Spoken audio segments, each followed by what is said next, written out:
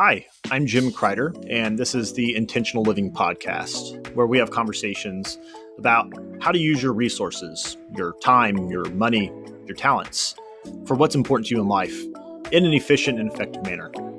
I'm glad you're joining with us today, and I look forward to this journey with you.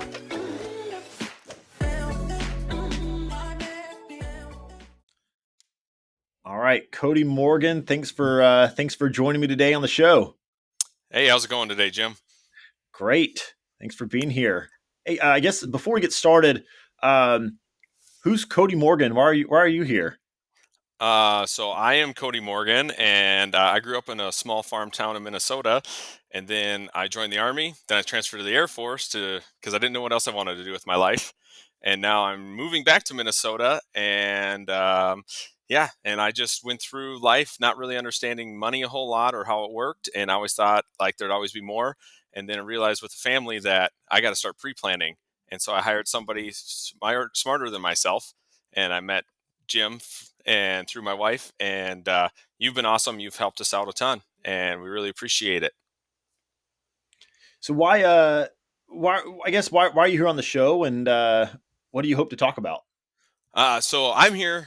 This all started through a conversation with us and probably all of our little meetings about. I ask a lot of dumb financial questions because I don't understand finance at all. And so, as we stated before and talked about, was the last time I know about finance was Alan Greenspan, and that money wasn't backed by gold or anything; it was backed by faith, and that was in 10th grade in high school. And ever since then, I just kind of dug my head in the sand and was like, okay, I'll always just make more money. And now that I get older, I realize that I would like to retire someday. And but I didn't understand money. And when I started talking to you through meetings and things and through our text messages back and forth, I'm like, there's a lot more I don't know, but there's a lot of dumb questions that I I don't know, and I need to find someone to ask. And so that's where you get a ton of text messages from me about this or that or whatever I find on Google that day to ask you about. That's actually one thing I like is the dumb questions you ask. I think a lot of people have dumb questions, but they're just too afraid to ask them. And I like the people who are willing to ask. Uh, One, because that shows that you're willing to set aside ego for the sake of actually learning versus having this facade of pretending you know something, but then going along the rest of your life actually not knowing. That you're prioritizing the appearance of knowing over actual knowledge versus like actually knowing, and who cares about the appearance. So I appreciate that. And I'm sure like I used to always ask dumb questions in class, and there were questions that like I felt stupid asking, but I was pretty confident a lot of other people in the classroom had those same questions. And sure enough, most of the time after class, people would pull me aside and like, man, I'm glad you asked about that because I was wondering the same thing. So that's these questions you asked today. Yeah, I'm sure some of them might seem goofy, and they're probably things like, I don't know, maybe you feel like you should know, but most people probably don't know them either. So I'm excited. I anticipate a hodgepodge of questions. I have no clue where this is really going to go today, so this will be fun. Oh, well, get Well, ready because I came up with a couple more the other day too for you. So this is going to be like a hot round of just. I'm expecting a lot of ums and us just starting to throw office quotes back and forth at each other for a while. let's do it. So Yeah. yeah, to give what we're going to do today is basically Cody's just going to ask questions that he has. They could be things that like for their personal money or from like I saw this on a movie or I heard this once. Can you actually explain this to me? So this can be related to anything. Ask away. Yep. So here we go. All right. Well, then I have a choice for you first. Do you want to start out with Bitcoin questions or you want to start with just general finance questions? Let's start off with Bitcoin. Get some momentum going. All right, yeah, your favorite, right? Let's do this. All right, cool. So, all right, so we talked a lot about Bitcoin and stuff in your previous episodes, and I just got done with episode 7. So, if this is in episode 8, I apologize if it's a repeat of the question or not. But Bitcoin is a non-central currency, and from my understanding of Bitcoin until I started talking to you, was it's just this made-up coin that someone made up. And I first heard about this in 2015, and I was working with some tech guru guy at a base and I said, well, I'm going to create my own coin then. It's going to be called Cody Coin, and people better start using it. Right. And I didn't understand blockchain, all this other stuff, which your episodes help clear up a little bit as much as my simpleton mind can understand. But if it's a non central currency, and this is something I don't understand, we can get into it a little bit more, is how come when I have my on River, I own like 0.00007 of a Bitcoin, but it goes up and down all the time, kind of like a stock market trend. But if it's non-central, why does it keep going up and down all the time? Yeah, the valuation of something is not dictated, well, hopefully not dictated based off of a centralized authority's ability to monitor or maneuver a price. That's actually where free and open markets, how they should work. Now, a yeah, having a centralized control over something is something we're sort of used to, but really that is not free and open markets. So we've grown accustomed to crony capitalism, which is hilarious when people, you have people who come in and say like, "Oh man, we need to move to more of a Marxist or whatever type of economy and government because." Capitalism clearly doesn't work. And what they're referring to is not actual capitalism. What they're referring to is this distortion through hijacking that actually draws us away from capitalism and actually towards Marxism and through and towards centralization. So you have a central bank. You have uh, people who benefit from uh, financial or monetary or fiscal manipulations more so than others. So centralization itself should not, in a pure economy, should not necessarily impact prices. So if Bitcoin is decentralized, why is there movement of purchasing power there? Yeah. Well, there's a few ways to look at this, and one I'll give you a better answer in a second, I promise. Uh, but one way I look at this is Bitcoin itself. When we think to like what Bitcoin is, the technology behind it, the issuance of blocks, the mining, the code, all those things, they're stable. It's not a volatile technology. Um, what's volatile is people and people's understanding and adoption of Bitcoin. And that's why you see volatility in the price. It's not because Bitcoin itself is changing, it's because you have more people who are learning about it. You have people who are speculating around it, and you have people who are buying and selling. So, like, yeah, if we had, I mean, we could have a room of 50 people all bartering for a few items, and we're closed off in this little room. No one knows about it, so there's not a central authority to govern how we're trading. That can still go up and down in price, especially if we're on, let's say we're on an island on our own for a decade, and as we catch fish and get collect rainwater and stuff, like, yeah, the values of those are going to change. Like if we uh maybe it's really dry for a long time and there's finally a little bit of rain, where we're able to collect some dew, then that water is going to be a lot more valuable. You're going to demand more fish for that water. But if we go through a monsoon, you're able to collect a lot of water. Well, then, yeah, it's less valuable compared to other assets, and that's despite not having a centralized authority. Where that could get dangerous, though, is actually if you brought in a centralized authority and said, no, water always has to be pegged to this amount of fish. But why? Like at that point, you are messing up the communication method of supply and demand. So centralized authorities can actually mess up those communication methods. And that's what again what money is, and like how we value things is to communicate value across space and time. So yeah, the price of things communicates the value that we're placing on certain items, or at least someone's placing on a certain item. This is a super roundabout answer. So, why, if Bitcoin is not owned by or controlled by a centralized authority, it's because, again, the adoption rate, the purchasing of something at different levels. So, if you have someone who wants to come in and buy a whole bunch of Bitcoin, that could, then you're throwing a new sound or voice into the supply demand communication vector. Yeah. That was a Oh, yeah. terribly long answer. I'm sorry. No, but it makes sense, right? Because like that's where we were talking about at work the other day, and I'm like, well, it's tied to the U.S. dollar and it's going up and down, but it's not tied to the U.S. dollar. It's just that's how we perceive the value of it, at least in this country. But it's actually helped a lot in episode 7 with the guy that you had about talking about like the little glass beads, and then you're talking about Roman money and how like the value of it went down because the precious metals in it were less.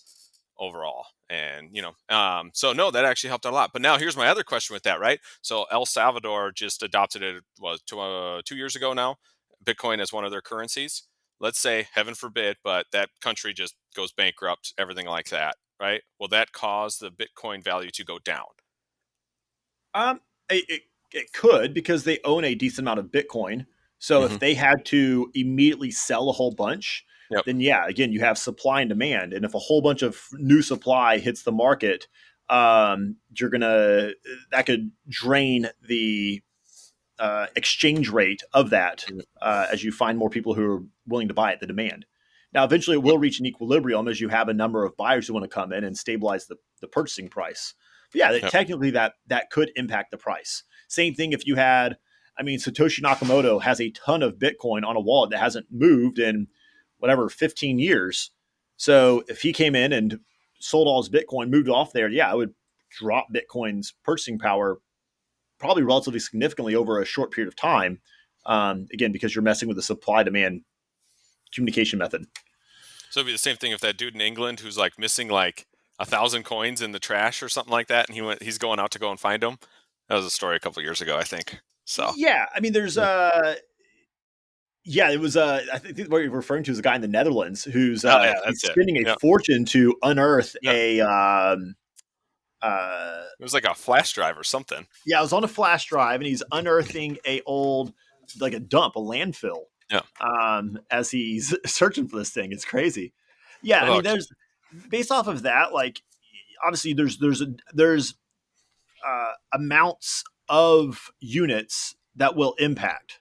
yep. Like it's the same thing with like stocks. So if Yep. you are a majority shareholder or an executive of a company, you have to disclose when you're going to sell things. And there's things called dark pools. Like if you own, maybe you're BlackRock and you're trying to acquire a whole bunch of a smaller company, if you go out and just start buying that, and everyone knows that you're buying it, you're buying a whole bunch. Well, Yep. it's just going to cause the price to go up, and you're going to have to Yep. buy it at a higher dollar amount because of that. So you can Yep. go in, you can purchase these things relatively secretly to help not scoop up the price. Yep. If you're buying a whole lot, you'll buy it over a prolonged period of time. Now, me, if I go out and buy like 2 shares of Apple, that won't impact the price like at all, just because the amount I'm purchasing compared to the total market cap. So yeah, if there's a percentage of total market cap that is bought or sold, can certainly bring in price swings more heavily. Yeah. All right. Well, then here's my other question for you. This is your utopian Bitcoin society coming out. Would you ever see that it would take away like the euro, the US dollar, anything like that, and we'd all just deal in Bitcoin all the time?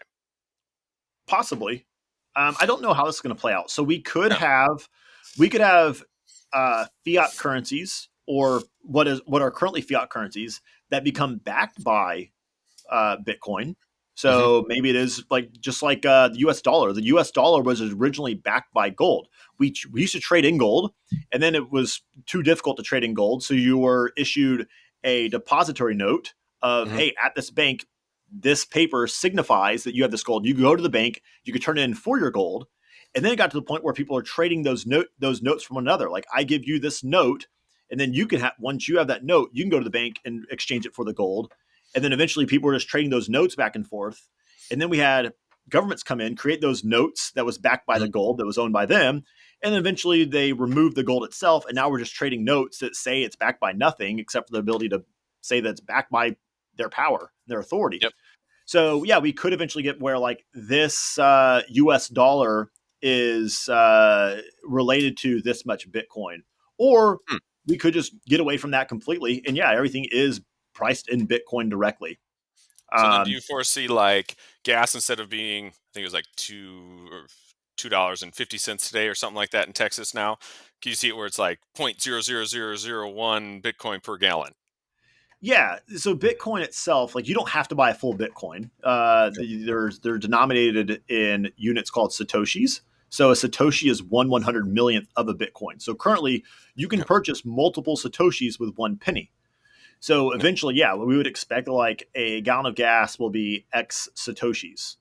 Yep. Now Okay. there is unit of account issues, in my opinion, that will be resolved over time naturally. Mhm. To like, it's going to be tough to say like, hey, for that. whatever for that car, that's going to be this many satoshis, where it's just Yeah. astronomical. Or we're Right. like, yeah, that cup of coffee is whatever 5,000 satoshis. Yep. Yeah, I think we will probably come up with different denominations to signify amounts of Bitcoin over time. Yep. Yeah, that's how it would work. Is like, even if it's a dollar is not one Bitcoin. A dollar is whatever 100 satoshis. If we reach satoshi cent parity, then obviously one or 100 satoshis would be $1. So we could have satoshi dollar or cent parity at that point. Yeah. So we kind of like the U.S. to the yen, kind of like a penny's like 1 yen, roughly. Kind of. Correct. Yeah, and that's where is it backed by this? Is it backed directly by it? If so, then like how many dollars equals that? Can it change? Like, that's where if more dollars are created, technically that dollar would be worth less Bitcoin. Now that's where you have a lot of trust by centralized authority to say that they are backing this thing by something else. And that's where that trust was massively eroded in 1971, when it came out that basically from the 1940s till 1970s we were creating more dollars than we had in the gold that was supposed to back those dollars. And that's how we were able to fund all these wars and all this massive expansion in the US. It really benefited us.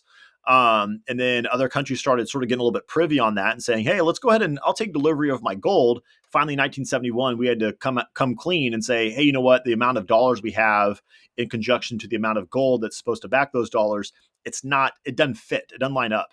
Now, Bitcoin is easier to verify and authenticate or audit than gold is. But still, yeah, if a government started creating more dollars somehow, then yeah, it would change the dollar to Bitcoin like parity amounts. So let's just say, right, that perfect world, like one Satoshi, blah blah blah, 0000 equals 1 penny, right? Just for easy math, right? And let's say me and you are I'm doing landscaping for you, right? And I'm like, hey, that's going to be 1 Bitcoin, astronomical, but just for easy math, right? Yeah. And I do all that, and then I'm like, all right, cool, you owe me a Bitcoin. We each have wallets, we transfer it, however. But isn't it where, from my understanding from your the Swedish dude you had on, who's heating his house with Bitcoin miners, which I need to figure out how to do here. Um, it like refreshes every 10 minutes, right? So will we have to wait around for those 10 minutes, right? Because like Venmo right now, I can send you money and be like, all right, cool, see you later, man. High five, we're out, right? But now would I have to wait for those 10 minutes for that hash rate to refresh to get that? Or could I, creates another problem that I could see is, could I be at your house, spend that, get, you could give me that 1 Bitcoin, and then you run inside before that 10 minutes is up and spend the Bitcoin somewhere else real quick. And now it causes us an error in the system and it freaks out and can't figure out what to do. Yeah, there's a few points to that. The easiest answer that eventually and already at this point, but it'll be built out more so, that the actual day-to-day payments layer of Bitcoin will not be on the main Bitcoin chain. It will be on other layers. So like right now, there's the primary layer two uh, technology for Bitcoin is called the Lightning Network.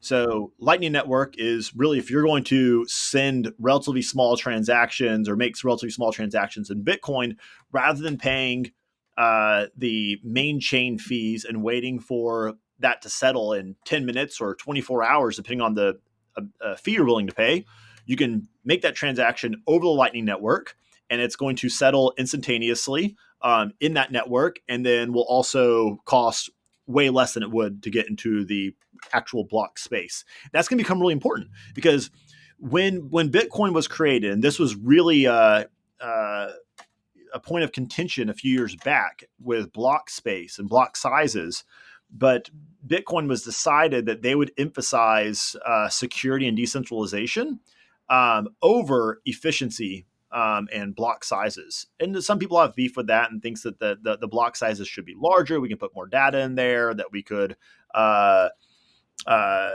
we should we should make it better as a payments level.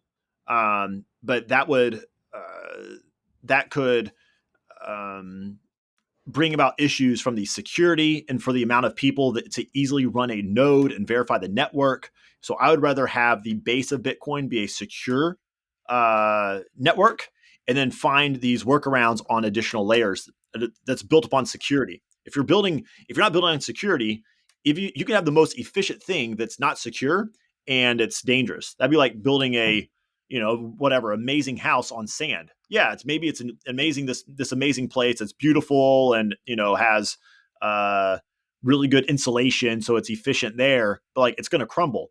Versus you have something that's built on a rock solid foundation. Like you can build on top of that and know that it's not going to just crumble out from underneath you.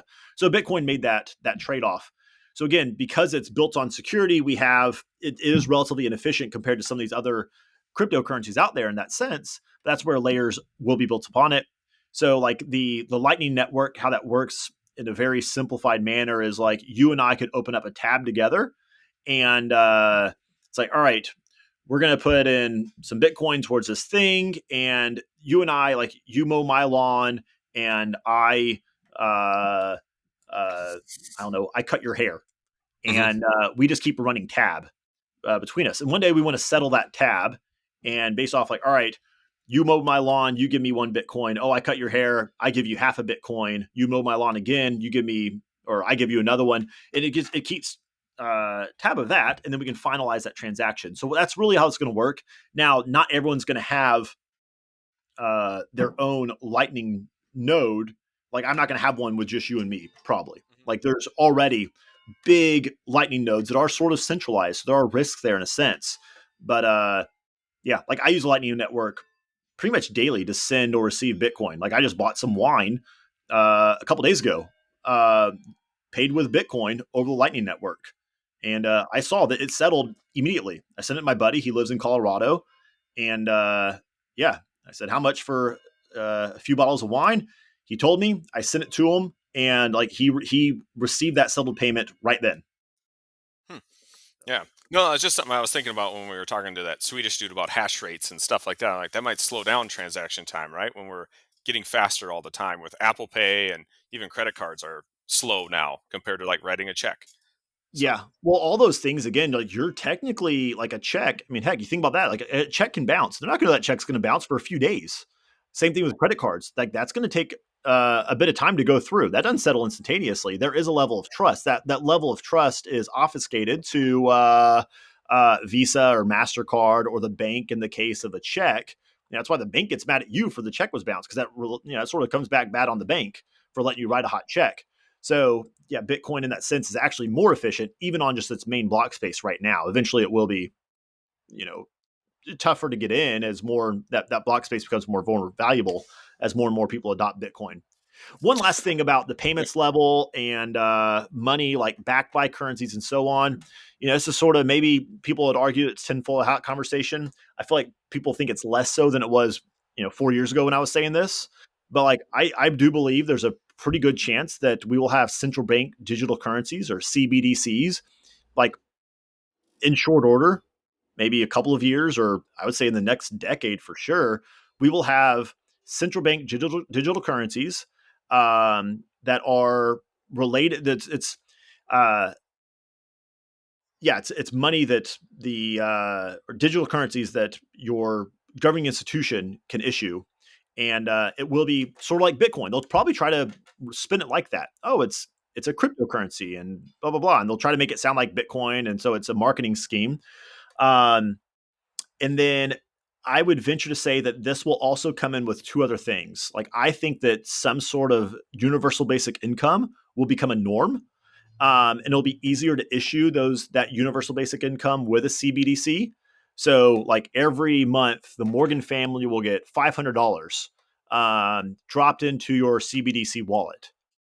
Now, I think we take this further. I think that there will be uh, measures tied to your wallet of CBDCs. So, like, all right, that $500 you get on a monthly basis, that expires quarterly. So, on a rolling quarter basis, that $500 is expires. So, you're forced to try to spend, because the government's forced to keep people spending money. Like we're on this treadmill of consumerism. So they're going to prioritize that versus savings.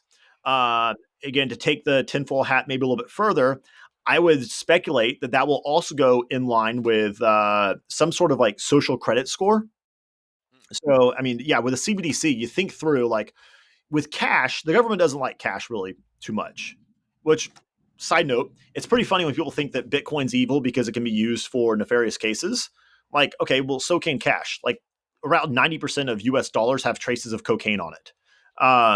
I can't remember the statistic. It was pretty astounding, though. Like, if we got rid of $100 bills and $50 bills, and our largest denomination that was used in regular circulation was a 20, then like in-person drug transactions would drop significantly because it'd be really hard to hand over a wad of 20s.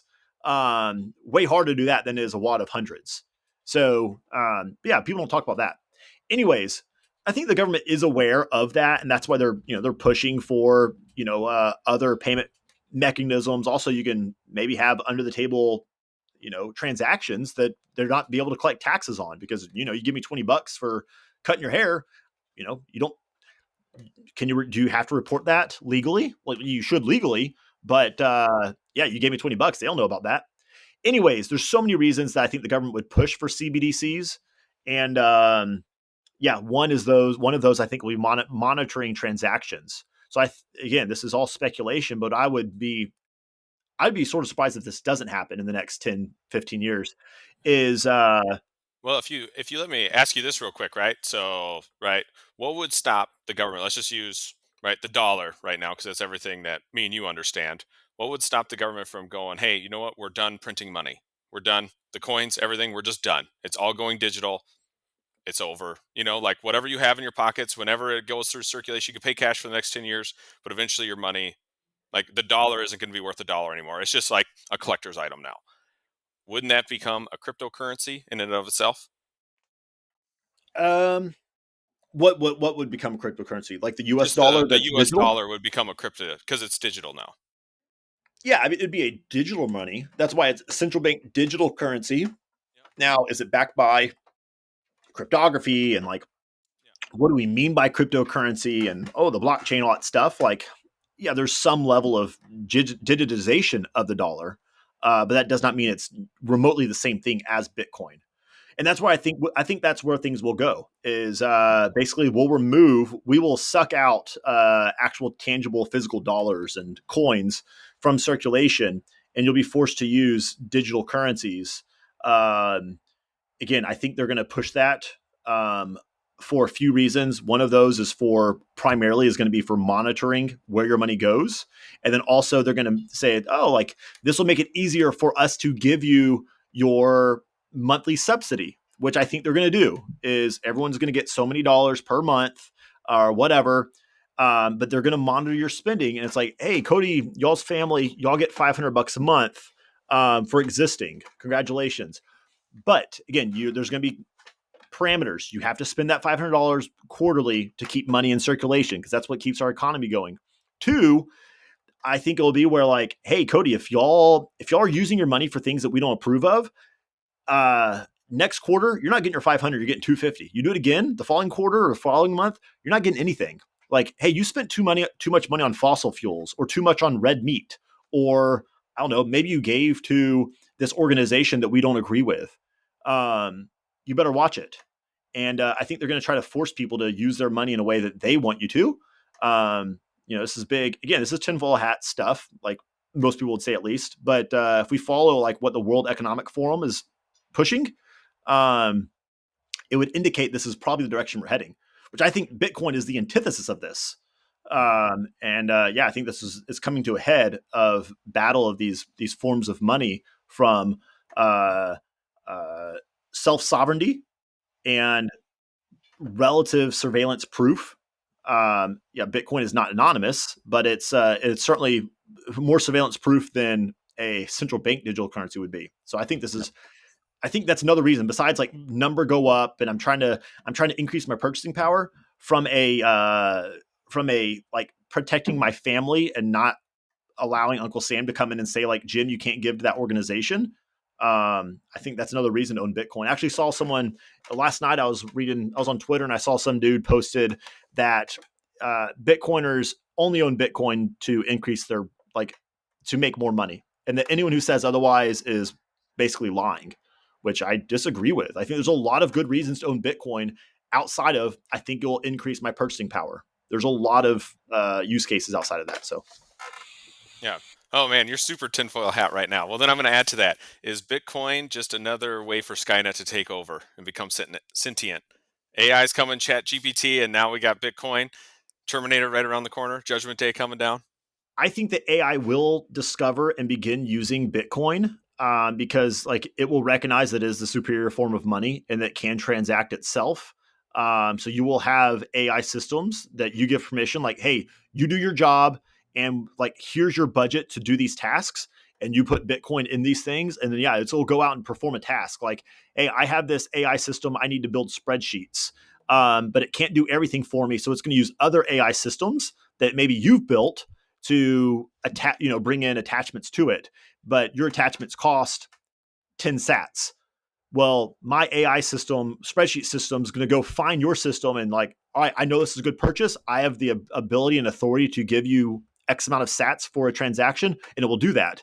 And they'll communicate to each other. Like, I think that's going to be done over the Bitcoin network.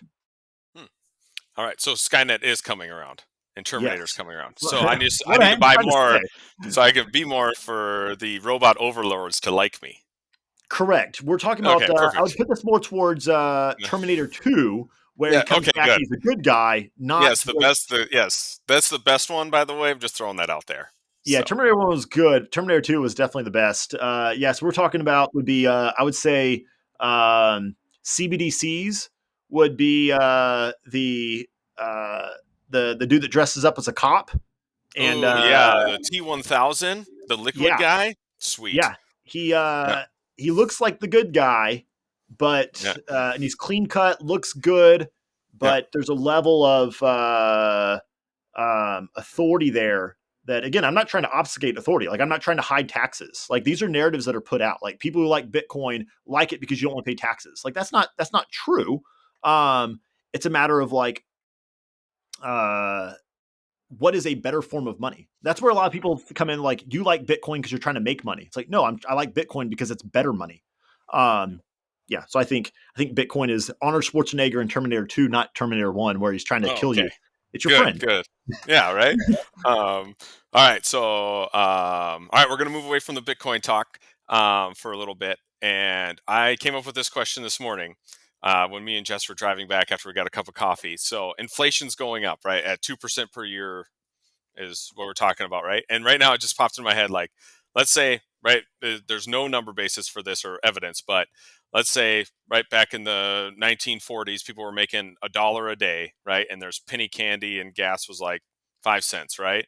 And now we're making $15 in minimum wage, right?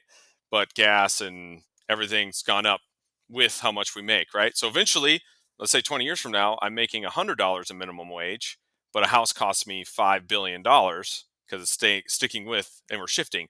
Why? Like, eventually, aren't we going to reach that level of like that Zimbabwe $1 billion that you have? Like, we're eventually just going to be handing around money like it's going out of style. Like, and this isn't just like the U.S. Like, global economies growing, like inflating, and it's just like, well, can't we just reset and be like, okay, everything's back down. We're moving the decimal spot 3 spaces again. We're starting over. Yeah. I think that is, I think the writing's on the wall. That's where we're headed. Yeah. There's, I'm not aware of a case in history where where a fiat currency is worked out and they're able to taper inflation over a prolonged period of time and actually go back to a total uh, deflationary, disinflationary reset, Hmm. act like none of this happened scenario. Like, all right, Yeah. we're going back to 1940s prices. I don't know how you would Yeah. do that. And like that would be pretty much impossible from the government's perspective. Like we have so much debt. How in the world, like our debt is priced in US dollars. How would we ever pay off $34 trillion of debt if we made it where $1 is worth way more than it currently is?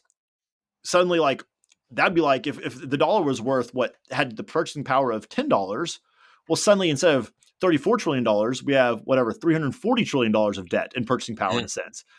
The government's not going to do that. If anything, they're going to make it where $34 trillion is like paying off $10 trillion of debt.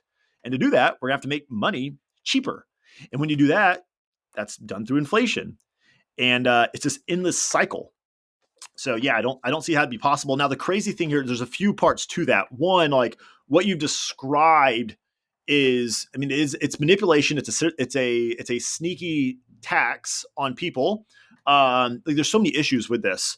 Let me think here. So one issue is when you have inflation, um, you are forced to invest your dollars in order to just keep up with keep your purchasing power there. Now, the thing is, like, let's say inflation is 10%.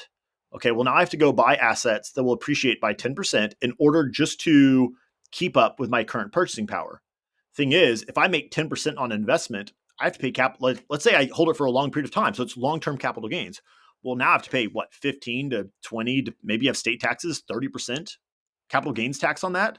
So in order to keep up inflation, I have to invest, but then the government is going to tax me because I made money off of that. But did yes, I technically made money, but I did not increase my purchasing power. So it's a double tax. You're taxed by reducing your purchasing power, but then you're taxed because you're trying to just keep up with that purchasing power. It's super manipulative and really dangerous. Um, Sorry, where are we going with your initial question? Oh no, that was good. See, this is why it's so much fun because I like just setting you off on rants and see where it leads. You know? It's dangerous. Um, no, it was just yeah, no, it's just I was just wondering like why, especially like okay, we're in debt. How many other trillion, right? Right now, just in the U.S. Who do we owe that to? That's my next question. Like, who, I know it's probably to like I know we have government contractors and stuff, and we always hear like those. There was a commercial. What was that? 2 years ago, where it was like in the future, and it's like a Chinese guy saying like we own the U.S. and stuff. It was like this like propaganda thing about like we need to get our. It was probably during the political season like we're coming into now, right? So like, but that's a lot of money, a couple trillion, more than a couple. Who do we owe all that money to? Is there some secret organization we owe it all to? So there's a few types of debt. There's a spot you should go check out. It's a US debt clock. Let me see. Yeah, usdebtclock.org. And it's a real time debt clock, and it's broken down to like what people think of as general national debt. It shows it over different periods of time. It shows like it breaks down our types of debt, but then also one of the final numbers is our unfunded liabilities. So going back up, like U.S. national debt, where is like when we say debt, what is that? Like, do we owe Visa? Do we owe like the Yeah, some do we owe some guy in China? No, I mean yeah, that debt is pretty much all through like U.S. bonds. So yeah. treasury notes, treasury bills, treasury bonds.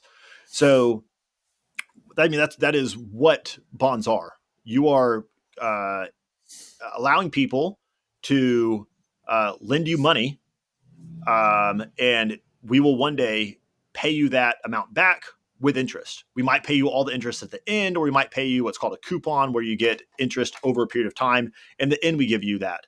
So if you buy a treasury note for 10 grand, you could over the next, let's say it's a 10-year treasury note for 10,000 bucks, just for simplicity's sake. Well, over the next 10 years, you can get 5% per year on that note. And then at the end of that time, you'll get your $10,000 back. So the US government owes you that debt. So you are an owner of US debt. Now, so all of those US Treasury notes and bills and bonds, that's where that debt comes from. Now, this debt is auctioned off regularly, and people purchase that. Like all different people have purchased that. There's a lot of governments who own US debt. We also, as a US government, we own a lot of our own debt. There's individuals who own this debt. So that's where you hear people like, the US owes China $1 trillion of debt, but China owes the US $1 trillion of debt. Why don't we just cancel it and start all over? Yeah. Which, yeah, that's fun to think through, but that's not really how it works. There's if you actually started pulling that thread, it would all unravel when you got back down to like, but who all's involved with this debt?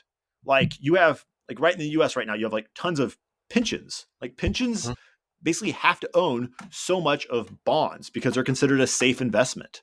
So I can't imagine the amount of, I could look it up, but yeah, the amount of debt that just U.S. companies own inside of their pension plans. So yeah, there's those people, there's other governments, there's individuals, there's our own government institution. There's lots of people. So there's that debt, but then there's also unfunded liabilities. So that's like our total debt. So that could be like, all right, you own a bond, maybe trying to think the easiest way. So like a simple illustration would be like, all right, Cody, I'm going to give you, or I borrow $10,000 from you, and we have a note saying like, look, you have this, or Hmm. I have this $10,000, and I owe you in a year. I owe you that $10,000 back, but I'll also give you an extra thousand, so 10% one Yep. year note. Okay, so in a year I'm going to give you 11 grand. Okay, that would be our general like gym, or in this case, like US national debt. Okay. Yep. So that's our debt. But then I also, it's like, oh, I forgot to tell you, in 5 years, I have to give you $500 per month because I promised you I would at some point a long time ago. Those are unfunded liabilities. So that would be things in our governments would be like Social Security, Medicare, those types of programs. So you lump all these in on top of our bonds that we owe. We have all these other liabilities, and it's astronomical. So like our U.S. national debt right now is 34 trillion and change. That just turned over from 33 trillion like a few weeks back. And like a couple months before that, it was 32 trillion. Like this is escalating at a crazy rate. Hmm. But then we add in like the U.S. unfunded liabilities is actually $211 trillion dollars. So per citizen, that's $630,000.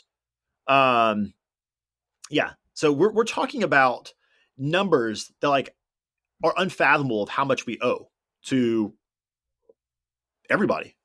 Yet, So then yeah, why, if our debt keeps going up, who keeps buying it? Because like, let's just say, right, uh, I'm going to loan you 10 grand, and that's why we have credit, right? And then I realize that you've owed me 10 grand for the past 5 years and never paid me back. I'm not going to give you any more money, right? It makes sense, right? I'm not a dude. No, it ain't going to happen.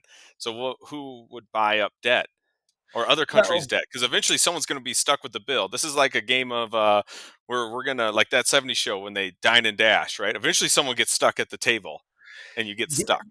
yeah, well, there's a few things here. We pay our debts by issuing new debt. That's what we do. So it's like, hey, we've got $1 trillion of bonds that are being that are maturing this month. Mm. Let's say, well, okay, well, gosh, we need to go sell $1 trillion worth of bonds so we can pay off those other people's $1 trillion. That's what we essentially do as a government for decades now. It's just snowballing.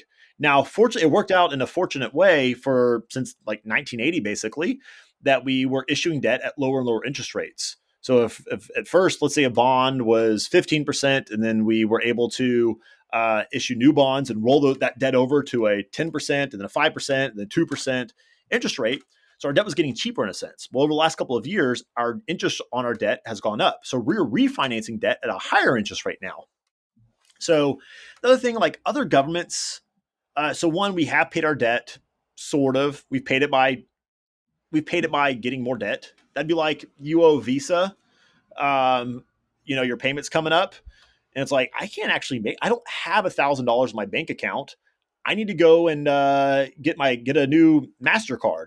And then I'm going to roll that. I'll get a cash advance on that Mastercard to pay my Visa card. Like, look, I've always paid all my debts. It's like, yeah, but you actually have more debt. And what's happened is previously that Visa interest rate was 10%, but your Mastercard interest rate is 8%. Well, hey, actually, you're rolling it over at a cheaper rate. You're getting more and more debt because now you rolled over that 10,000 or that $1,000, and you're adding more on. So you're digging in your whole self in a hole, but at least at a lower rate. What's happening now is we're doing that, but we're rolling over from a 10% interest rate to a 15% interest rate while adding more debt.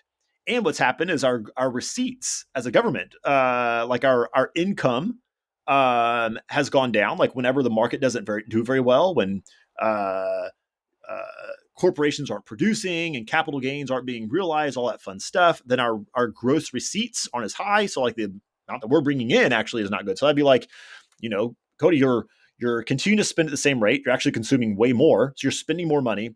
You're rolling over your existing debt. So you're not paying that off. You're just rolling it over, and you're rolling it at a higher interest rate right now. Oh, and the amount of money y'all are making as a house just dropped as well. So that's more like what's going on. Um, don't know where I am. No, that's perfect. Yeah, absolutely. Because I mean, I think that's where a lot of us get caught up. Where we hear a lot in the news, like, "Hey, the debt ceiling's going up." Especially we're coming up in a political season, right? So that's all we're going to talk about is fiscal responsibility and all that other stuff. And um, but I mean, it'd be political suicide for anybody to be like, "Hey, we're super in debt, and we're just going to try and dig out of it." And I It's don't know if you terrible can. because that would the best thing to do on a if we're talking about generational, my grandkids, great grandkids, the best thing to do would just to rip the band-aid off and say, you know what, guys, we can't afford this stuff. I mean, that's you try that as a family. It's like, look, guys, we're eating beans and rice. We're not going on vacation. We're unplugging the TV. It stinks right then. But that's what's good for your family. The problem is we have people who are more concerned about saving face. Like, I just want to look like I'm a good dad. So keep watching TV. We're going to keep going on vacations. Behind the scenes, though, I'm stressed as could be, and we're broke. And that's where we're at. Like, politically, we are short term focused on saving face rather than actually thinking through the longevity and the betterment of our country overall. So we'll keep doing that. Otherwise, like, hey, we're gonna have to cut these entitlements, those unfunded liabilities. We're gonna have to cut some of those. No one wants to do that. No one wants to be the guy who says, you know what, Social Security, sorry, we're gonna get rid of it, or Medicare, that's going down, or the amount of money we're spending to continue to fight wars has to drop. Like, no one wants to do that. But what else are you gonna do? Like, you got to cut the cable at some point. That or keep spending.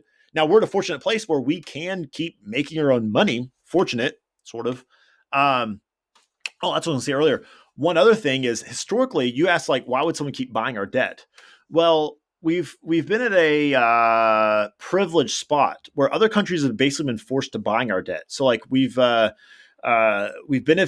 from what's called the petrodollar system, where basically other countries were forced to when they transacted for oil and gas, they had to do so using the U.S. dollar. So if you're forced to do that, you better keep some dollars on your balance sheet because maybe your currency, maybe you had yen or francs or whatever, and that goes down in value and compared to the dollar. Well, you're sort of hosed. So you're going to be forced to keep some dollars on your balance sheet. You're not going to actually keep dollars for the most part. You're going to buy U.S. debt that will continue to pay you in dollars. So other countries, because of the petrodollar system and a few other mechanisms, have been forced to buy our debt, but that's starting to go away. Like, it's sort of other countries sort of getting ticked off. You're starting to see the rise of the BRICS nations: Brazil, Russia, India, China, South Africa. So you're starting to see these rise of these other countries who are saying, you know what, we're not going to transact for oil and gas in using the petrodollar system. We'll use our own currency. We'll use this one, and so you're again, you're obfuscating the need of other countries to buy our debt. So I think what's going to happen is the U.S. Will have to buy more and more of our own debt, and it becomes this weird. Um, we issue debt, and the other guy in the same team buys it, and it's a strange game of sort of musical chairs. Um, yeah, that's where it all looks so choppy. Like, that's why I love referencing. You mentioned earlier my post World War One picture of the German mark. Um, there's a chart at that same period of gold to German marks, and it's showing over a few year period the value or purchasing power of marks versus gold, and it's super volatile. So there were days and years or whatever that you look like a total moron if you sold your marks for gold, because, oh yeah, maybe we do have a zillion of these things, but oh well, it'll be fine, we'll figure it out.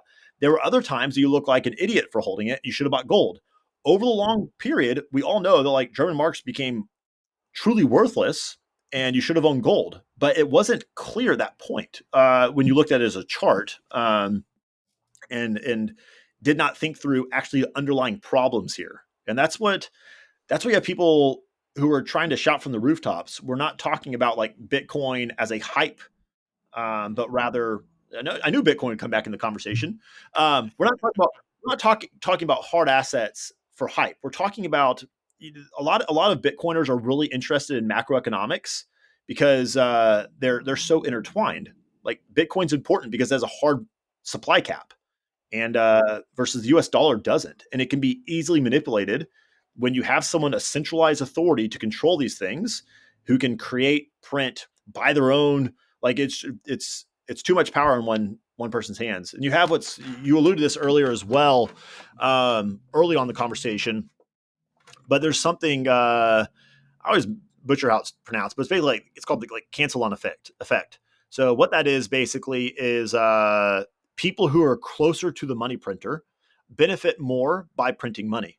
So the U.S. government would benefit more by issuing by printing more dollars than basically anyone else.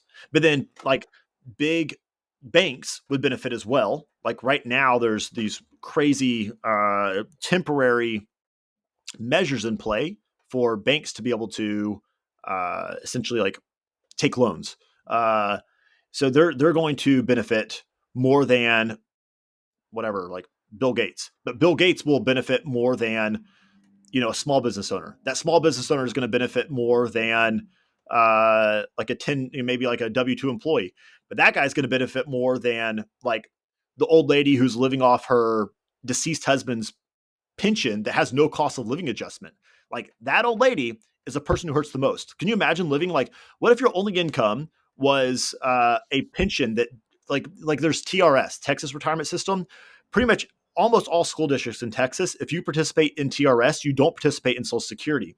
And a lot of TRS does not technically have a cost of living adjustment. They can give you an increase whenever they decide it's time or fitting to, but they don't have to. So imagine if you were a 85-year-old woman and you spent your entire career working in the Texas retirement system or in Texas schools, and you had no other assets. Maybe you're renting, or maybe you own, but you just have property taxes stuff. Let's say you rent. Just take it to an extreme. You rent. You have no assets. Your income stream is your TRS, Texas retirement system, that technically doesn't have a COLA associated with it, and groceries go up by 25% between 2020 and 2022, and your rent goes up by 50%. But you maybe TRS was generous enough to give you a 5% increase, but they didn't have to. Like that's who's hurt the most. That's a cancel on effect. And that's why this stuff really gets me like fired up. Is to think through those people, because that's real. I remember a couple of years ago, I was at the store when groceries started really, it was almost exciting how much more expensive groceries were getting. It was like infuriating, but yet curious to go to the store and observe, like, wow, I can see how much more expensive it was than it was last week. And for a few months there, I always ask the high school kids bagging my groceries, like, one, like how much more expensive would you say these like an average person basket is compared to a year ago? And then I would also ask like roughly what percentage of people that y'all check out comment on the price of groceries. That was really interesting. But man, I remember there was one time I was at the grocery store and this old lady behind me, she had like 5 items. She had like it was almost like cliche. It was like hot dogs, some cat food, like I don't know, coat hangers, a few little things like Yeah. that. And she went to check out and they were bagging my groceries and they rung up a few of the items. And then she looked and saw that like that already reached how much she could spend. So she was going to have to put some stuff back.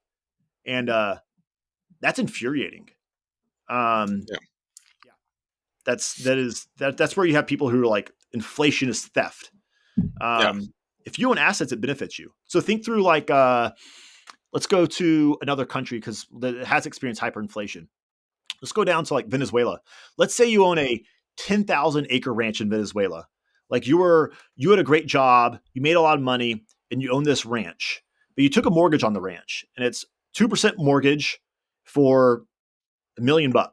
Okay, um, use Venezuelan currency. So was it the peso or whatever? So you buy this thing for Venezuelan dollars for $1 million over a 30-year time frame mortgage for 2%. But you also have other assets. You have a 401k and stock plan and all that fun stuff. And then we reach hyperinflation.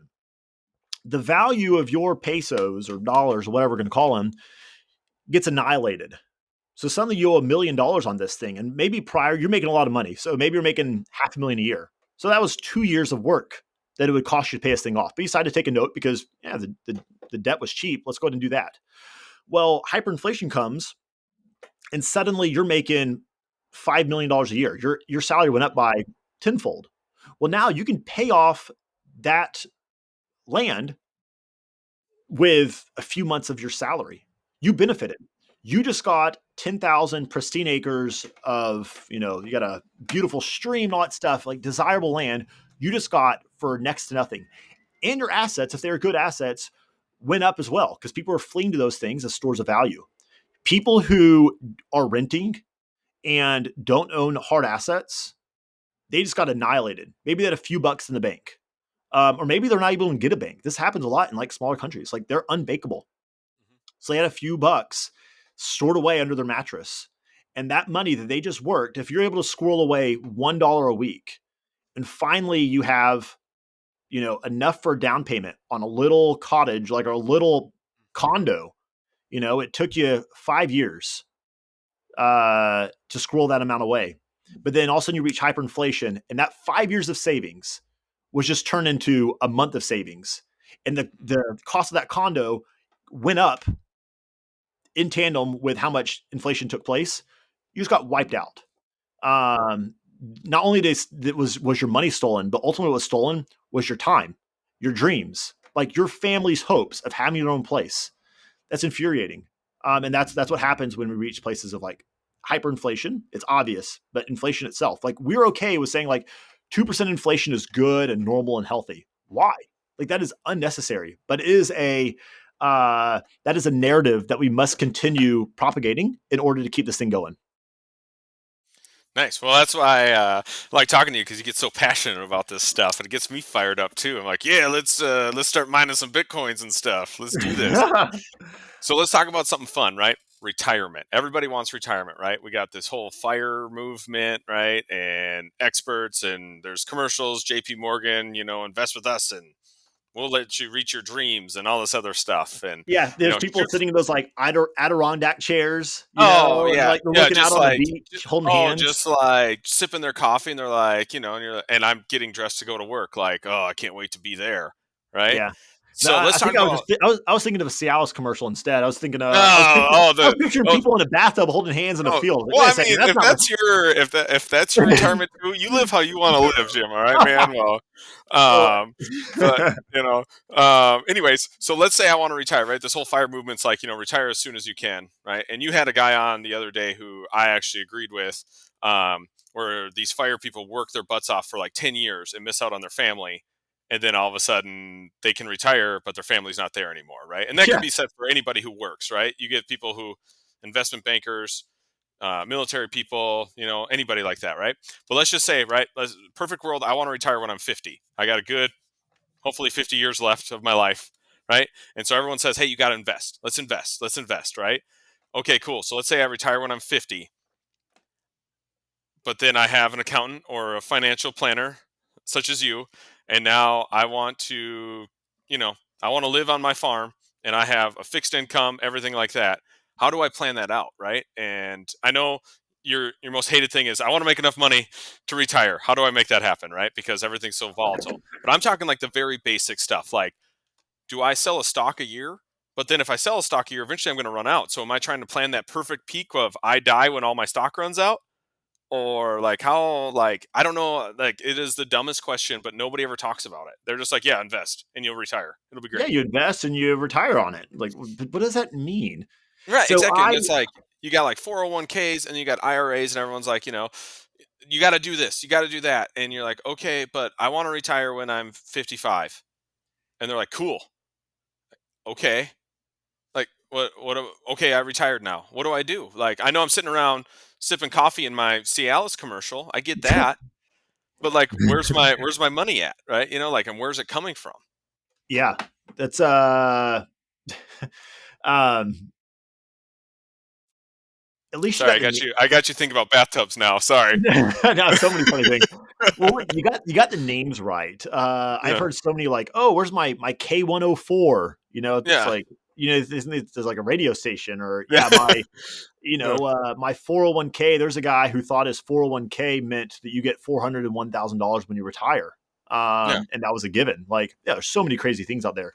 I have a notebook somewhere of like the craziest statements I've heard people make about their money and retirement. And one day I'll write a book just summarizing Yeah. like this is the state of the average American when it comes to financial literacy, and it's Well, astonishing. well, I mean, Phil, Um, speaking personally, right, is like ours was. I mean, there's a song out there like "Buy Dirt." It's a country song, but like growing up on a farm, it was, "Hey, if you got land, you got money. Like that's it." And you're like, "Cool." But now all of a sudden we go into stocks and they're like, "Hey, if you got a piece of paper that says you own some Apple, you got money." Like, okay, but where is this money? I want it. Like it's my money and I want it now, right? And so, yeah, come like, on, JG Wentworth. yeah, right. Give me my money, man. But like, so then do I like, would I have to like plan it out where like you say, hey, Cody, you're retiring at 55. Congratulations. Me and you high five each other. Woo. Great. So then for the next, let's say 30 years, I'm selling 10 stocks a year to survive. Is that what's going on or how do I do that? So I try to make things as simple as possible. There's enough complex things in the world. The things that can be Hmm. simplified, let's simplify them. And yeah. So how we look at this in a general sense is a few fold. So one, we're going to look at fixed income sources that you'll have during retirement. So that could be Social Security or a pension or military disability. It could be income from a rental property, things like that. Okay, so let's say that's 50 grand a year that you'll get from military disability and a pension and Social Security. So 50 grand a year from fixed income sources. All right. And then let's say you have $2 million of investment assets. All right. So you got $2 million there. And let's say y'all needed $100,000 a year to live the lifestyle you want. So we have 50 grand a year that we know is coming in. We need 100,000. So we need another $50,000. We have to get that from your investment assets. Okay. So what we're trying to figure out is fixed income plus a distribution rate of investment assets equals how much you can draw from or you'll receive annually during retirement. And the goal is to get that equal to or greater than, in that case, $100,000. Then we're at 100%. Okay. So where we look at that would be so a distribution of investment assets. So in that case, you have 2 million bucks. So if you have $2 million, and this is speaking in general terms, but let's say you're in a diversified portfolio. So like a 60-40 portfolio is what's utilized in its in the case studies here. So 60-40 being 60% stocks, 40% bonds, diversified portfolio. All right. So here, before I go too deep, there's a study done to figure sort of this question out. So back in the 90s, the market went up for a long time. And you all these goofy talking heads on the news saying, like, hey, the market's up by 12% this year.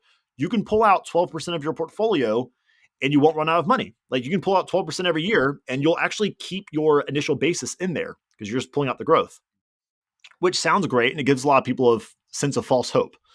The problem is, what if the market doesn't go up by 12%? What if it goes up by 4? What if it goes down by 12 or goes down by 30% and you pull out 12% of your portfolio? That's what's called sequence of return risk. So we're not talking about just the general returns. Maybe your portfolio on average returns 12%, but in what order does that average of 12% take place? Like if you have a negative 25% followed by a positive 60%, well, that's a good return. But if you have that negative 25% for the first couple of years, like, and you're pulling out 12% of your portfolio, you're in big trouble. Okay. So the order of which returns happen is really important here. So, anyways, in the 90s, you had these group of people saying, hey, you can pull out so much of your portfolio. You had a guy named Bill Benyon who went and said, well, that doesn't seem quite right. Let's look at more data to figure out what number in reality. If it's not 12%, then what is it? So he went and did a study. I believe it went back to 1926. And then he actually redid the study going back to the mid 1800s a few years back to grab a distribution rate. It's called what's called the safe withdrawal rate. So basically, he wanted to see, all right, if you retire and you're going to live for 30 years in retirement, what dollar amount of your portfolio can you pull out in year one, and then adjust that amount according to inflation annually for every year thereafter. And in any situation, would you have not run out of money at that 30 years. So I could be like retiring in right before the Great Depression happens, or in the early 1970s during these terrible times to retire. How much could you pull out of your portfolio then? So the number came out to about 4.2%. They rounded it down and said it's 4%. So there's a rule, it's called the 4% safe withdrawal rate. Okay. So in reality, if you only pull out 4% of your portfolio, like 98% of the time, you would die after 30 years with more money than you started off with, because that's accounting for a safe withdrawal rate during these worst case scenarios historically. So to answer your question, that's a big explanation for how we arrive at this. But basically, if you have that situation, if you have $2 million of a diversified portfolio, if we utilize the Trinity study for this, then you could pull out 4% of your portfolio, which would be 80 grand per year. And statistically, you would not run out of money over that period. Actually, 98% of the time, going to historical numbers, you would die with 2 million or more dollars in that situation. There's a lot of times you would die with way more than $2 million because you're pulling out only 4% each year. And again, if 4% first year, that would be 4% of 2 million is 80 grand. Well, then let's say inflation the next year is 5%. Well, you would adjust that number by 5%. Now, what we actually utilize is what's called guardrails. So for our retired clients, we use a higher distribution rate. We use a 5.5% distribution rate, but we utilize what we call guardrails. So a guardrail is like, all right, you have $2 million, 5.5% distribution rate would be $110, $110,000 in year one. Now, if your portfolio goes up during that year and $110,000 actually is now only 3% of your portfolio, we're going to give you a good raise the following year. If the market drops during that first year and $110,000 is now like 8% of your portfolio, well, that year we're not going to give you a raise. We actually, if it's bad enough, might say like, hey, instead of going on 4 vacations this year, you're going to go on 2. But that allows for by having those parameters, it allows for a higher total distribution rate because you're monitoring the spin down of your portfolio. So with that, what I want is for you to be able to call me and say, "Hey, I need you to go buy that pontoon boat you've been eyeing up really badly. Actually, buy two. You have too much money." That's what Yeah, I hope there's for. there's way too much money here. Yeah, they're like you just don't. There must be a rounding error somewhere because you got to go buy a lot of stuff. And yeah, um, okay, no, that answers that. Okay, now I'm going to change it again one more time on you, right? Because this is from an outsider's perspective, right? The stock market. All I know about it is from what I've seen on the Wolf of Wall Street and The Dark Knight Rises when Bane walks in and the guy's like, "There's no money here," and he's like, "Why are you all here?" And then he like beats the dude up, right? But like all it is a bunch of people walking around yelling, "Sell, sell, sell," or "buy," and it seems like chaos. But yet we base everything on these Nasdaqs and all these other portfolios being like, "Oh, they're going to make more money, so buy more stocks, or it's worth more." So it seems like it's all built on faith, and people just like it seems like a giant fantasy football game to me. Yeah, sort of. Yeah, so like we're basing all of this on that, and people put so much faith into this, like, but why? Like, what's the whole point? Well, you have to keep in mind, personally, I don't think that our market currently is built on true fair and open, free and open markets. So that's where it's like, I want to invest in good companies. So that's what you're doing. When you buy a stock, you're buying partial ownership of a company. If you think that the value of that company is going to go up, if you think they're going to have free cash flows they'll distribute, it's a dividend, then maybe you want to own some. Bond is debt. Like, hey, that person is investing in something good, but they need some money in order to build up the infrastructure. And in a year, they'll give me that initial money back plus a little bit more. You don't own that. If they're building a bridge, you don't own the portion of the bridge. You just loan them money so they can build the bridge and they give you payment on top of Mhm. that. So in reality, you're just looking for good places to deploy your money. What's from a risk adjusted perspective, what can give me return on my money greater than what my cash would be doing? And that's where you deploy your dollars.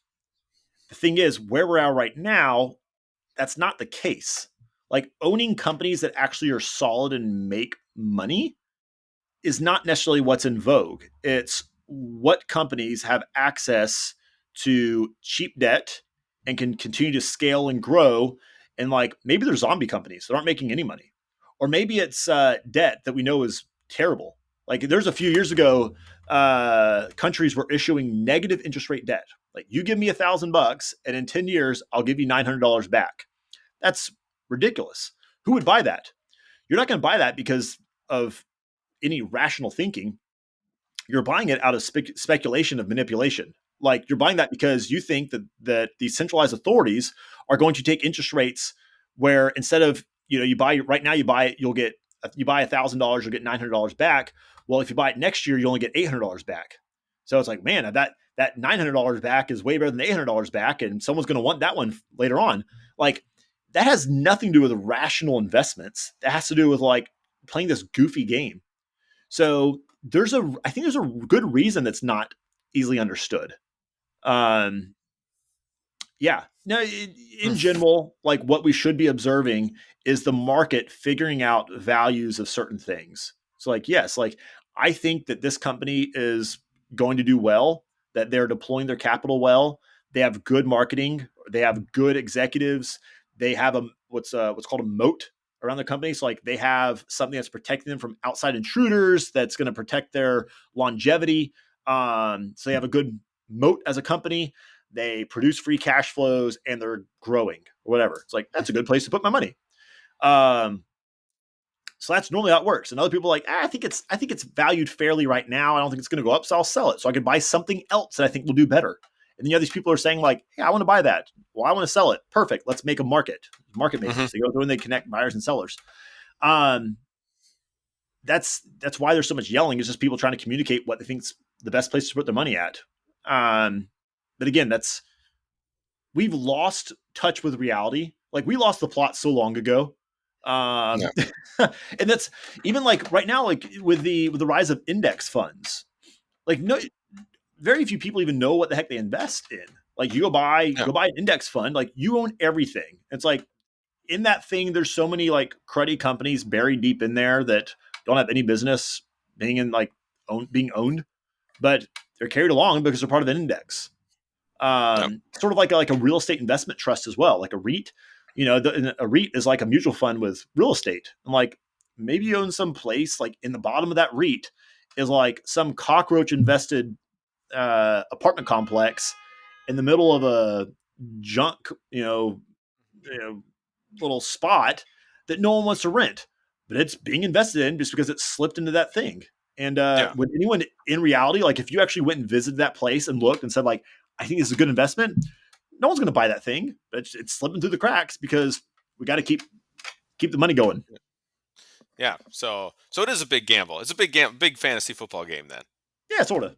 Yeah, yeah. Except for well, and that's where it's hard, right? Especially when we're talking about being 35-year-old who didn't grow up learning about this stuff. Is that you're like, there's too much to know here. Like hedge funds, index funds. All of a sudden, we're talking about mutual funds and everything. I'm like, I don't know what we're talking about anymore. It's just getting chopped up into bits and don't know. Um, but the last big question I have for you, right? Shorting stocks, since we're talking about the stock market, right? So the movie The Big Short, right?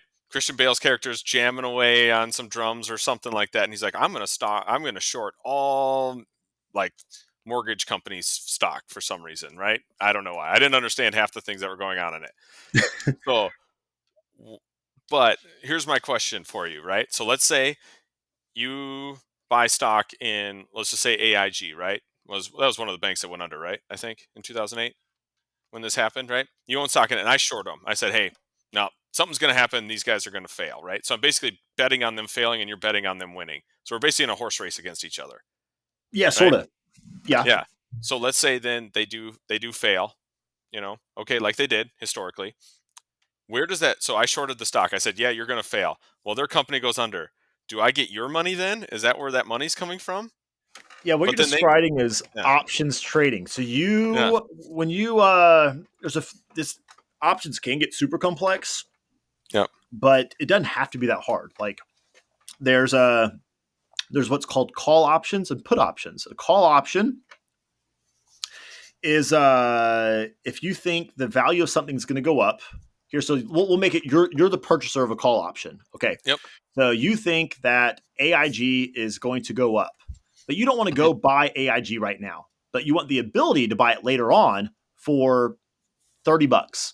So today hmm, it's trading at $28 and you want the ability to buy it for $30 in 6 months. Like, all right, cool. And I think that AIG is going to stay flat or go down. Well, and maybe I own AIG, so it's a covered call. Mm. Well, I'll say, all right, well, I'm going to keep holding this thing, but I don't think it's going to go up to. It's 28. I don't think it's going to go up to 30. Maybe it'll go up to 29.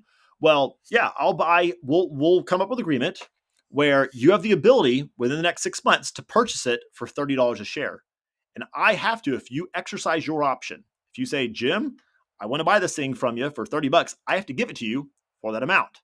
Okay. Now, you have to pay me for that option. So you are giving me a pre-agreed upon amount that you deliver up front for that agreement. Maybe it's 50 cents.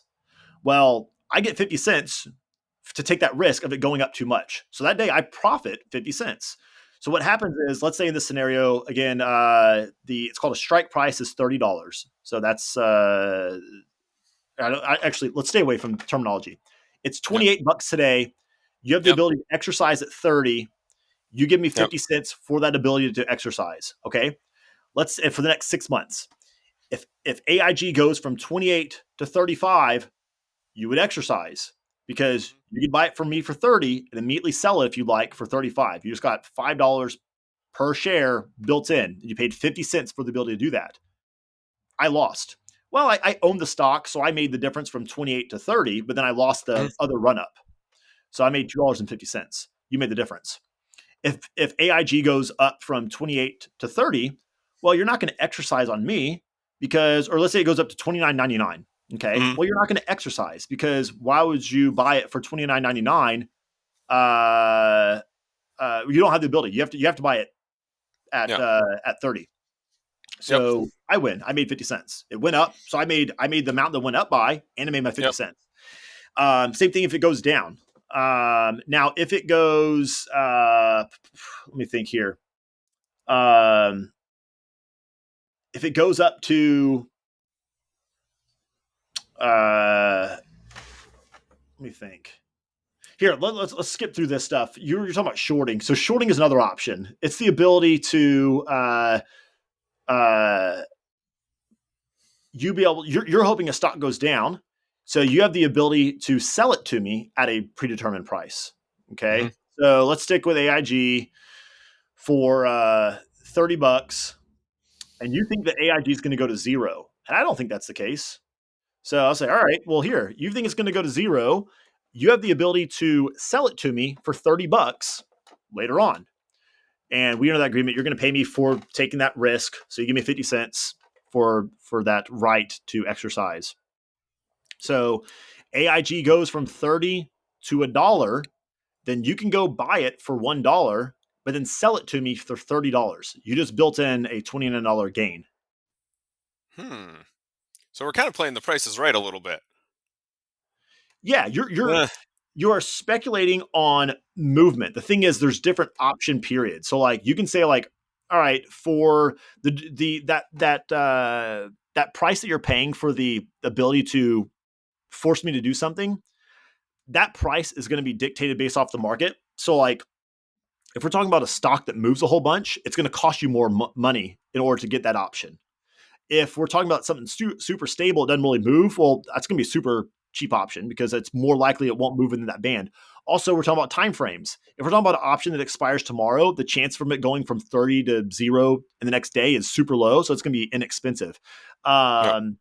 If we're talking about a year long open option period, well, it's going to be more expensive because more things could just happen. Um, there's how close it is. So, like, if we're talking about something that's like, it's called being out the money. So, if it's currently trading at $40 and you have the ability to exercise at 30, like, that's a long ways. So, it's Mhm. going to cost less versus like it's at 30 and you can exercise at 30, like that's going to be a lot of money you're going to have to pay me in order for me to Yeah. take that bet because if it drops any, you're in the money. So Yeah. um, yeah, they're. I know I just did a terrible job of explaining this.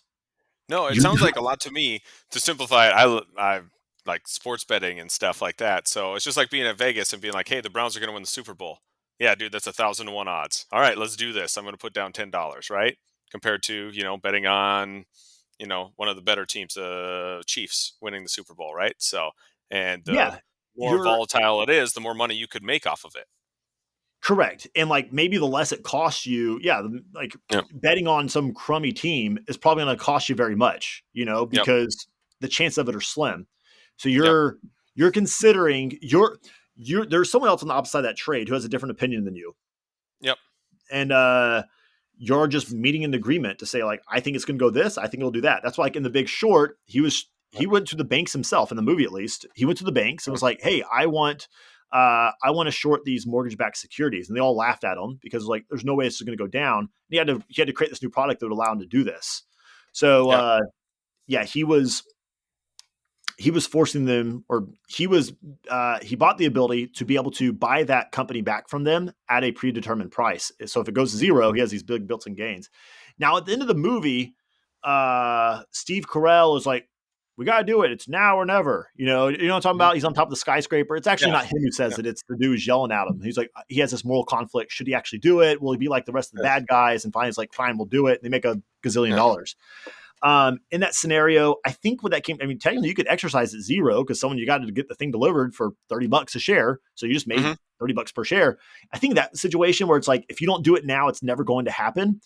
Um, that could have been, again, I'm not the person to talk to about options by any means. If you can't tell, I haven't thought about options in 8 years since I took all Yeah. these tests. Like I don't trade options.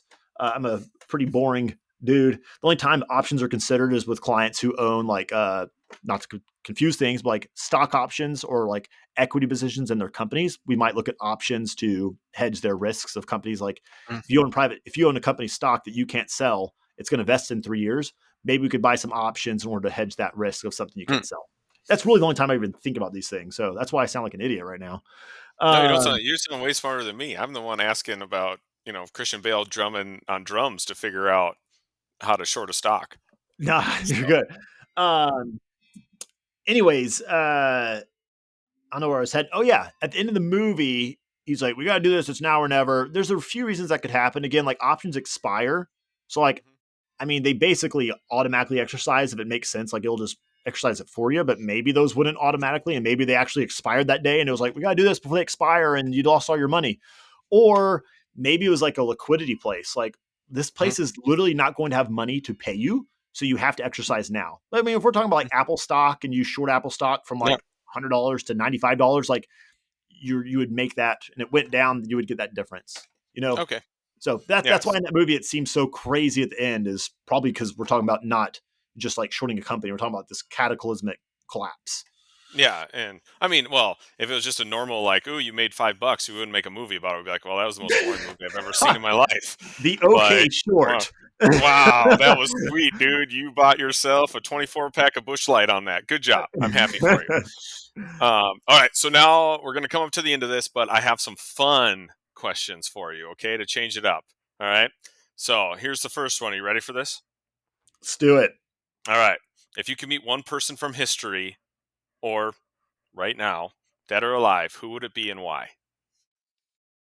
I guess it's probably super cliche, but it'd be Jesus.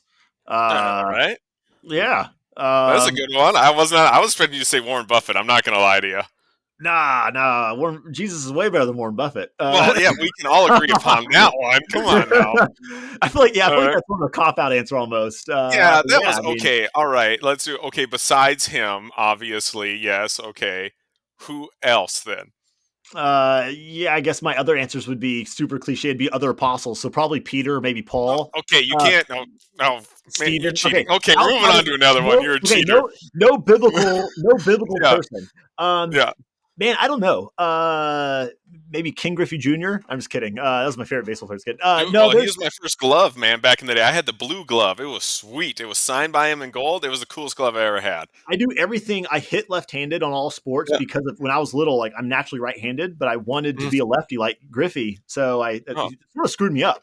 But isn't it amazing? I'm Isn't it amazing? ambidextrous Like because a of that. guy like that, right? Like, I mean, yeah, he was good, and the team was okay, but they weren't phenomenal, right? There's not like a Derek Jeter out there, like the best ever, but like everybody from our age group knows exactly who King Griffey Jr. is. Dude, best swing in history. Best swing in Yeah, baseball. like I mean, it's awesome. It's like being from Minnesota, and if you don't know who Kirby Puckett is, it's like you might as well just get out of the state, man. Now, my real answer, maybe my great something grandpa, many generations Yep. down, was a guy named John Rogers who was burned at the stake by Bloody Mary for translating the Bible to English, like people's English in England, and he was burned at the stake while his wife and kids watched. Which one of those kids was my great something grandpa. That's pretty crazy. So Dude, that's the nuts, bold man. move. All right, yeah. Wow. All right, that's a bold one. All right, cool. All right, we'll make this one fun. All right, take a trip to the beach or to the forest. Which would you rather do? Is the forest flat or mountainous? Let's say okay. Now it's three. All right, the beach, or you can go to like Yosemite where it's mountainous hiking, or it's a flat forest like the plains of like Montana. Yeah, I do the mountains. I grew up as a Yeah, beach guy, but man, I just love the crisp mountain air. A good mountain, like a good stream in yeah. the mountains, and maybe a aspen grove. Ooh, can't beat it. Ooh, nice. A little town called Aspen. Yeah. All right. All right, cool. Now, let's say, right, you go back to being, 20 something, you're just getting out of college. Let's say you're not going to start your own company. You're going to go work for a company, right? And they offer you this. They say, "Hey, we can either give you invest in 401k for you or we're going to start giving you Bitcoin in your retirement fund." Which one would you pick? Well, I already know which one you would pick, obviously. What year is this? Ugh, Me present getting out of school, or is this let's do is both. this me graduating in 2011? Okay, 2011, Jim, and then let's say there's another person of you who just is about to graduate this May, and you already have your job, and they call you. Let's say I'm about to graduate this May. I'm going to go work for a company, and call you up and I say, "Hey, Jim, I need some advice. They're offering me these options. Which one would you do?" So let's start out with Jim in the 2011. 2011? Heck yeah, I take Bitcoin. No doubt in my mind. Yeah, and you Present could buy Jim. three pizzas with it. It'd be Yeah. awesome. Present Jim. If I mean, let's all think equal, they'll give me $100 a month in company match. Yep. If I have to do the 401k to get that company match, I'll do the 401k up to the company match. If they say, Jim, I'll just give you $100, you can put towards I'll put it towards a 401k or towards Bitcoin. I take the Bitcoin. Okay. Awesome. But I All right. do, And I do like participating in 401ks up to a company match, at least depending on your situation and tax situation, all that. Like my wife and I, we were both fortunate enough in our late 20s to work with companies with fantastic matches. So my wife worked at the yep. company that had a dollar for dollar 10% match. And the company I worked had a dollar for dollar 7% match. And we took advantage of those and invested it really well and made a whole bunch of money. Now, my wife, most of her friends, she worked at an airline.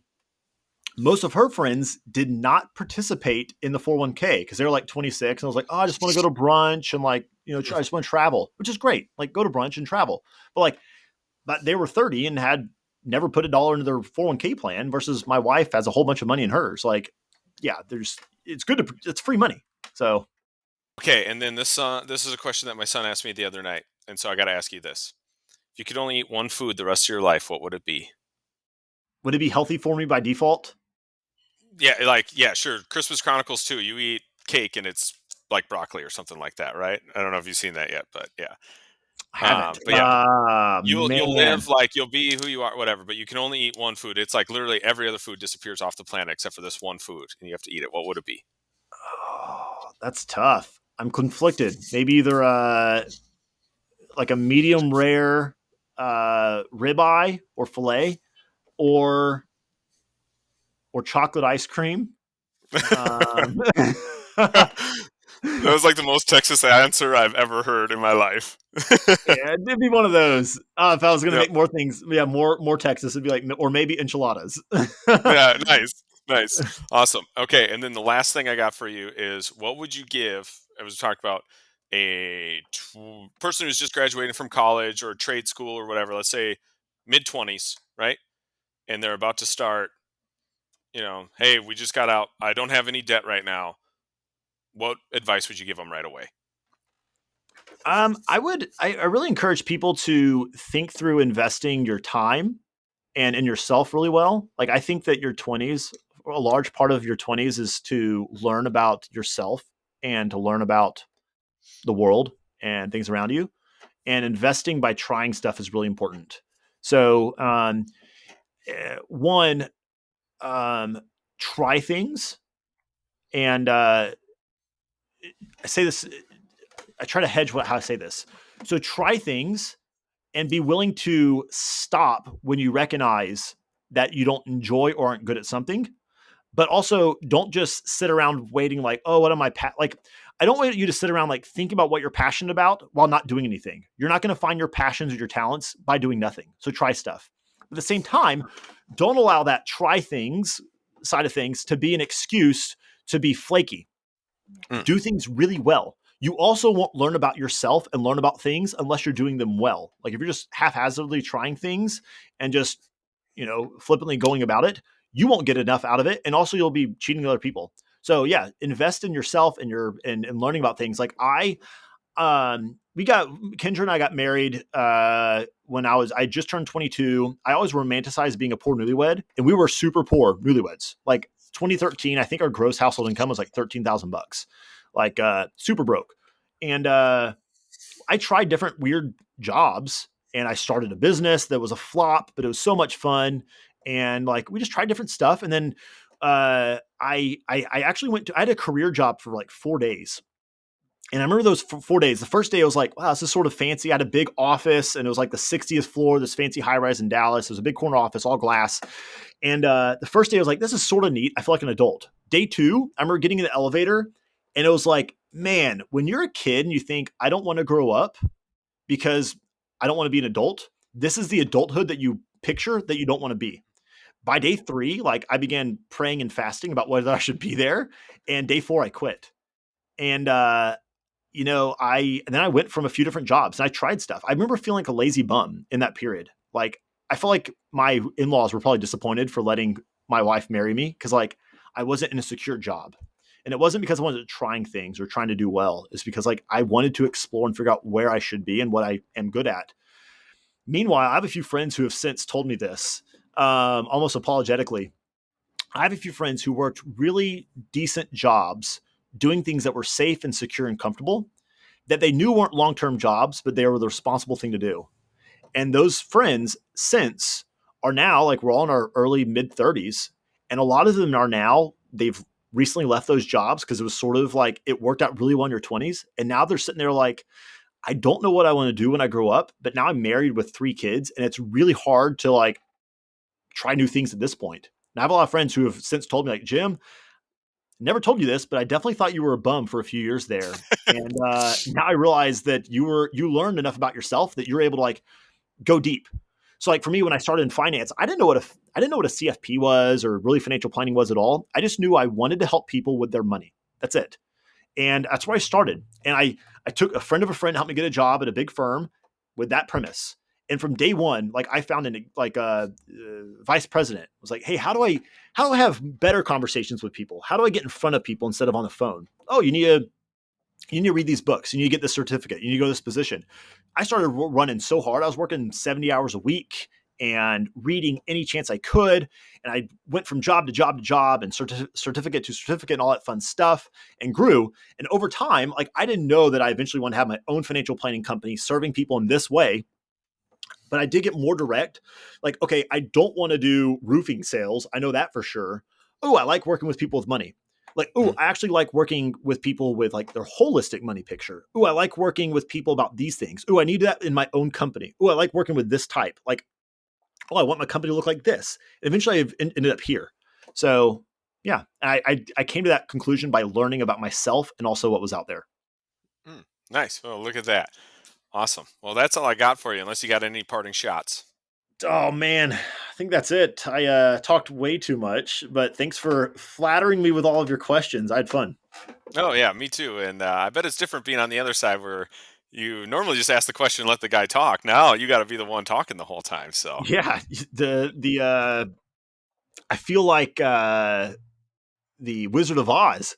Suddenly yeah. the curtain's gone up and it's just me behind there pulling some ropes. I'm Yeah, not a just big tell deal. it.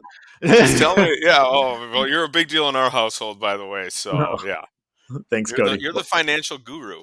Dang, I'm it. Nice. Awesome. Thanks for coming on, Cody. Oh, thank you very much. Hey, thanks for listening to the Intentional Living Podcast. Now, today's show is simply entertainment and educational in nature. Do not take this as tax, legal, or investment advice. If you are looking for tax, legal, or investment advice, you should go talk with a tax, legal, and or investment advisor. But again, this content is simply educational and entertainment purposes. Thanks again for listening. We look forward to you joining us on the next episode.